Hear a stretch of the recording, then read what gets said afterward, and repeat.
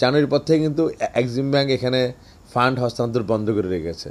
তার মানে কি এলিভেটেড অ্যাক্সেসের কাজ কিন্তু এখন আপাতত আরও বন্ধ থাকবে। হাইকোর্ট ডিভিশন অন মেরিটে না, শুধুমাত্র মেনটেনেবিলিটি গ্রাউন্ডে এটা ডিসপোজ আপ করেছে। কথা ছিল চলতি বছরের শেষ হবে সরকারের অগ্রাধিকার দেয়া মেগা প্রকল্প ঢাকা এলিভেটেড এক্সপ্রেসওয়ের কাজ, কিন্তু হঠাৎ করেই তিনটি ঠিকাদারি প্রতিষ্ঠানের দ্বন্দ্বে থেমে যায় নির্মাণযোগ্য। কারণবাজার থেকে কমলাপুর পর্যন্ত বন্ধ সব কাজ, চলছে কারণবাজার থেকে এক্সপ্রেসওয়েতে ওঠার র্যাম্পের কাজ।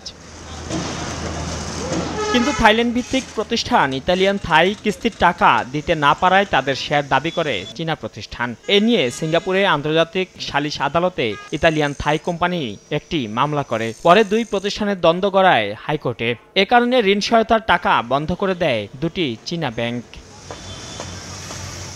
চলতি সপ্তাহে রোববার এক্সপ্রেসওয়ের ইতালিয়ান থাই কোম্পানির শেয়ার চীনের সিনোহাইড্রো কর্পোরেশনের কাছে হস্তান্তরের নিষেধাজ্ঞা তুলে নেয় হাইকোর্ট। পরে আদেশের বিরুদ্ধে আপিল করে ইতালিয়ান থাই কোম্পানি।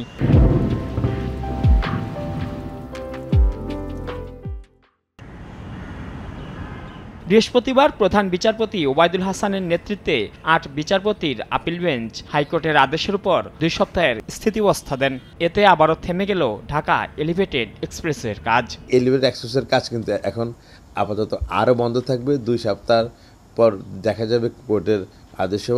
যদি শেয়ারটা যদি হয়ে যায় তাহলে হয়তো চাইনিজ কোম্পানি ফাইন্যান্স করবে, আদারওয়াইজ তো কাজ বন্ধই থাকবে। এদিকে সিঙ্গাপুরে সালিশ আদালতে থাকা মামলা এখনো নিষ্পত্তি হয়নি। হাইকোর্ট ডিভিশন অন মেরিটে না, শুধুমাত্র মেনটেনেবিলিটি গ্রাউন্ডে এটা ডিসপোজ আপ করেছে। দ্বিতীয় পর্যায়ের কন্ট্রাক্টটা সেই অনুসারে চলবে। ফ্যাসিলিটি এগ্রিমেন্টের শর্ত অনুসারে ফ্যাসিলিটি প্রোভাইড করার প্রক্রিয়াধীন তাদের আছে। চুক্তি অনুযায়ী প্রকল্পের নির্মাণ ব্যয়ের ৭৩% অর্থের যোগান দেবে বিনিয়োগকারী প্রতিষ্ঠান, আর বাংলাদেশ দেবে ২৭% অর্থ।